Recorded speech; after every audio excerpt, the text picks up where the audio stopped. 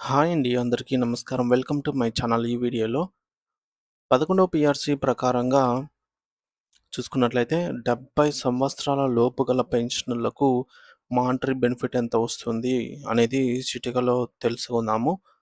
Video అయితే ఎక్కడే గానీ స్కిప్ చేయకుండా ఎండ్ వరకు చూసేయండి. అప్పుడు ఇన్ఫర్మేషన్ పూర్తిగా అర్థమవుతుంది. అలాగే వీడియో చూస్తున్న ప్రతి ఒక్కరు లైక్ చేయండి ఫ్రెండ్స్.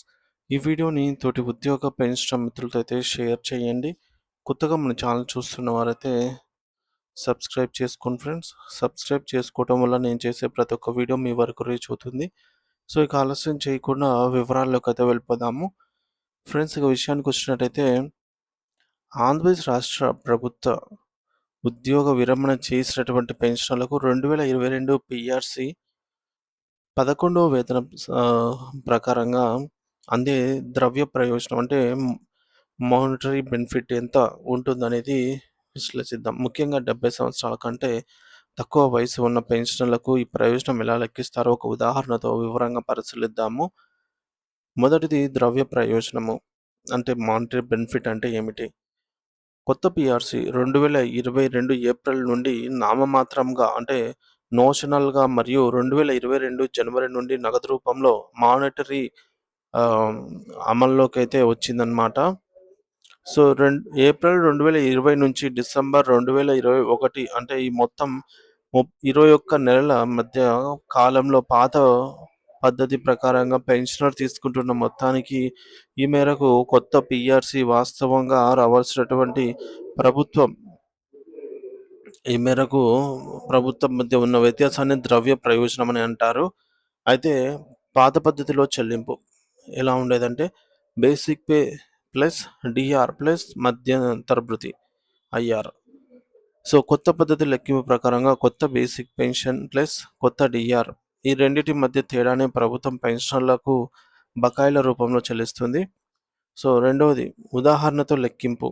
ఒక పెన్షనర్ 70 ఏళ్లలోపు యొక్క వివరాలను ఉదాహరణగా తీసుకొని వారికి వచ్చే ద్రవ్య ప్రయోజనాన్ని లెక్కిద్దాము. ముఖ్యంగా ప్రాథమిక వివరాలైనటువంటి ఓల్డ్ బేసిక్ పెన్షన్ రూ. 25,840. న్యూ బేసిక్ పెన్షన్ రూ. 39,636. ఫిట్‌మెంట్ 23%తో. సో వయసు 70 సంవత్సరాలు కాబట్టి అడిషనల్ క్వాంటమ్ ఆఫ్ పెన్షన్ అనేది ఏక్యూపీ అనేది 0. 71 సంవత్సరం నుంచి ఏక్యూపీ అనేది వర్తిస్తుంది. లెక్కింపు కాలం ఫిబ్రవరి 2020 నుంచి డిసెంబర్ 2021 వరకు. మూడోది నెలవారీగా పెన్షన్ లెక్కింపు కొత్త పద్ధతిలో. ఈ 21 నెలల కాలానికి కొత్త డీఆర్ రేట్లు 2 సార్లు మారతాయి. సో ఏప్రిల్ 2020 నుంచి జూన్ 2021కి 15 నెలల కాలానికి ఒకసారనమాట ఇది. సో కొత్త డీఆర్ అనేది 7.28%తో. నెలవారీ పెన్షన్ అనేది రూ. 39,636. ఇది బేసికు. అలాగే డీఏ ఈ మేరకు డీఏ అనేది 7.28 న్యూ డీఏ అనమాట. డీఆర్. సో ఈ పర్సెంటేజ్ కాబట్టి మనకు రూ. 2,886 రావటం జరుగుతుంది. మొత్తం కలిపి రూ. 42,522 అవుతుంది. ఇకపోతే రెండవ కాలం జూలై 2021 నుంచి డిసెంబర్ 2021 వరకు గల 6 నెలల కాలానికి కొత్త డీఆర్ అనేది 20.02%తో చూసుకున్నట్లయితే ఇక్కడ బేసిక్ పే ఇంటూ 20.02తో అదనంగా రూ. 7,935 రావటం జరుగుతుంది. మొత్తం కలిసి రూ. 47,571 అవుతుందన్నమాట ఇక్కడ బేసిక్ అనేది.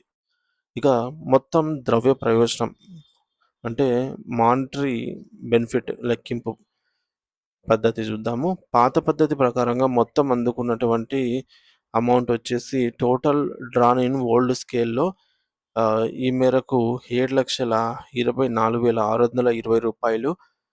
మధ్యంతర భృతి రూ. 2,09,034. పాత పద్ధతిలో మొత్తం గ్రాస్ అమౌంటు రూ. 9,33,924 అవుతుంది. కొత్త పద్ధతి ప్రకారంగా రావాల్సిన మొత్తం total amount as per new scales మొత్తం పెన్షన్ డీఆర్‌తో కలిపి రూ. 9,35,447. కొత్త పద్ధతిలో మొత్తం గ్రాస్ అమౌంట్ రూ. 9,35,444. సో, నికర ద్రవ్య ప్రయోజనం అంటే నెట్ మానిటరీ బెనిఫిట్ అనేది మొత్తం గ్రాస్. సో, కొత్త పద్ధతి, పాత పద్ధతి ఈ అమౌంట్ మధ్య వ్యత్యాసం. డిఫరెన్స్ చూసుకున్నట్లయితే రూ. 1523 ఉంది. మరి ముఖ్యమైన గమనిక మరియు విశ్లేషణ. ప్రయోజనం ఎందుకు ఇంత తక్కువగా ఉంది మరి? కొత్త బేసిక్ పేలో ఏం పెద్ద మారలేదు కదా! రూ. 1500. సో, పై ఉదాహరణతో 21 నెలల కాలానికి గాను పెన్షనర్‌కు అందే నికర ద్రవ్య ప్రయోజనం అనేది కేవలం రూ. 1523 మాత్రమే. దీనికి ప్రధాన కారణం వచ్చేసి పాత పద్ధతిలో పెన్షనర్లకు ప్రభుత్వం చెల్లించిన 27% మధ్యంతర భృతి ఐఆర్. ఈ ఐఆర్ మొత్తం కొత్త పీఆర్సీ ద్వారా వచ్చిన పెరుగుదలలో అధిక భారాన్ని సర్దుబాటైతే చేసింది. ఇది అందరికీ వర్తించదండి. సో, ఈ లెక్కింపు కేవలం ఒక ఉదాహరణ మాత్రమే. సో, ప్రతి పెన్షనర్ యొక్క బేసిక్ పేని బట్టి వారికి అందే ద్రవ్య ప్రయోజనం అనేది మారుతూ ఉంటుంది. కొంతమందికి మొత్తం కొంచెం ఎక్కువగా ఉండవచ్చు. మరి కొంతమందికి ఇంకా తక్కువగా ఉండవచ్చు. రుగ్మత అంటే నెగెటివ్‌గా కూడా ఉండే అవకాశం ఉంటుంది. అంటే 1500 ప్లస్ వచ్చిందిప్పుడు. కొంతమందికి మైనస్ కూడా రావచ్చనమాట. మూడోది 70 ఏళ్ళు పైబడిన వారికి ఈ తేడా. 70, 75, 80 సంవత్సరాలు దాటిన వారికి అదనపు క్వాంటమ్ ఆఫ్ పెన్షన్ వస్తుంది కాబట్టి వారి యొక్క ద్రవ్య ప్రయోజనం లెక్కింపు అనేది భిన్నంగా ఉంటుంది. మరియు వారికి ప్రయోజనం ఎక్కువగా ఉండే అవకాశం ఉంటుంది. సో, ఇప్పుడు మనం తీసుకున్న కేసులో 70 సంవత్సరాలు వారికి కాబట్టి ఈ క్యూపీ వర్తించలేదు. 70 ఏళ్ల లోపు ఉన్న చాలామంది పెన్షనర్లకు ఈ కొత్త పీఆర్సీ ప్రకారంగా అందే ద్రవ్య ప్రయోజనం అనేది చాలా నామమాత్రంగానే ఉంటుందన్నమాట. సో, ఈ యొక్క విశ్లేషణ అనేది ఇది స్పష్టం చేస్తుంది.